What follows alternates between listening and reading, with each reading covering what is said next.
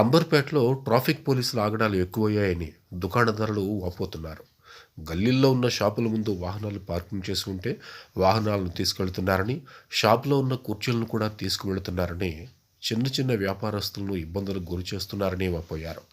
అంబర్పేట ప్రధాన రోడ్లో ఫ్లైఓవర్ నిర్మాణం, మరొక వైపు మూసీ నదిపై బ్రిడ్జి నిర్మాణ పనులు కొనసాగుతూ ఉండడంతో తమ కాలనీ రోడ్డుపై నుంచి ట్రాఫిక్ డైవర్షన్ ఏర్పాటు చేయడంతో పలు ఇబ్బందులకు గురవుతున్నామని దుకాణదారులు వాపోతున్నారు. జ్వరాలతో బాధపడుతూ తమ కాలనీలో ఉన్న హాస్పిటల్కు వెళితే చిన్న చిన్న బండ్లను కూడా తీసుకువెళుతూ తీవ్ర ఇబ్బందులకు గురి చేస్తున్నారని మండిపడ్డారు. ఇప్పటికైనా ప్రజల ఇబ్బందులు గుర్తుంచుకొని పోలీసులు మెలగాలని కోరుతున్నారు. కానీ పోలీసులు మాత్రం ప్రత్యేక డ్రైవులు, అధికారుల సూచనల మేరకు చేపడుతున్నారని పేర్కొన్నారు.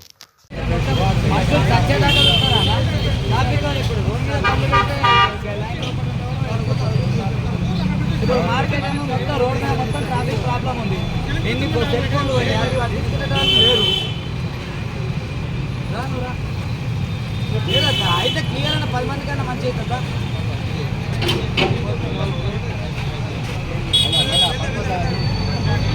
ఆపరేషన్ రోప్ అని చెప్పేసి ఫుట్పాత్ మీద ఉన్న ఏవి పెట్టద్దు. ఈ వైట్ లైన్ లోపల 3 మీటర్ల వరకు.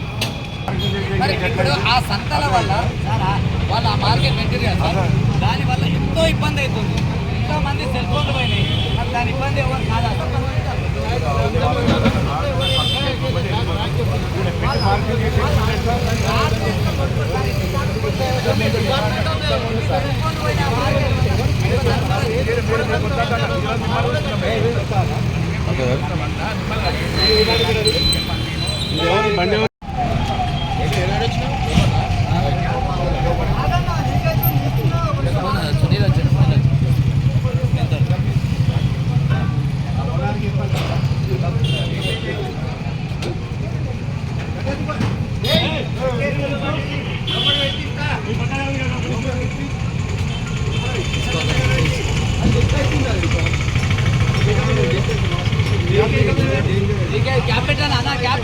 వాసన వస్తుంది.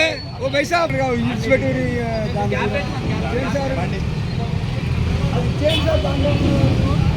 అరే ఏం కాదు, మీరు అయ్యా సార్ మిలిటరీ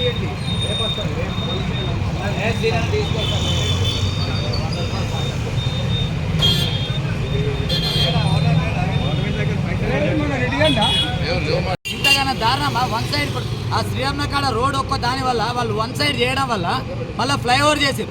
రెండు ఒకేసారి చేసేసి మొత్తం ట్రాఫిక్ మొత్తం వన్ సైడ్ ఇక్కడ చేసారు. ఈ రెడ్ బిల్డింగ్ మల్లికార్జున గారు ఇదంతా స్లమ్ ఏరియా. ఇక్కడ స్కూల్ ఉంది, హాస్పిటల్స్ ఉన్నాయి. ఇగో ఇది ఒక హాస్పిటల్. ఒక ఎమర్జెన్సీ హాస్పిటల్కి వచ్చిన వ్యక్తి ఏడ పెట్టుకోవాలి బండి? అయితే ఎమర్జెన్సీ ఒక 10 నిమిషాలు పెట్టుకుంటే కూడా ఇంత దారుణంగా చేస్తే ఎట్లా పరిస్థితి? మరి ఎన్నో రోజుల నుంచి ఈ మార్కెట్ వల్ల ఎంతో మందికి ఇబ్బంది అవుతుంది. ఎన్నో సెల్ ఫోన్లు పోయినాయి, ఎన్నో కంప్లైంట్లు చేశారు. రాడ్లతో వీళ్ళు మార్కెట్లో కొట్టుకుంటే కూడా ఇంతవరకు వచ్చి చూసిన వాళ్ళు లేరు. కంప్లైంట్ ఇస్తే కూడా బస్తీ వాళ్ళము లెటర్ రైట్ ఇచ్చినాం, పోలీసు వాళ్ళకి ఇచ్చిన ట్రాఫిక్ అప్పుడు లేదు. కానీ మరి వీళ్ళకి ఏ రకంగా ఇట్లా చేస్తున్నారు? మరి అక్కడ ట్రాఫిక్లు వన్ సైడ్ చేస్తున్నారు ఎందుకు ఇక్కడ?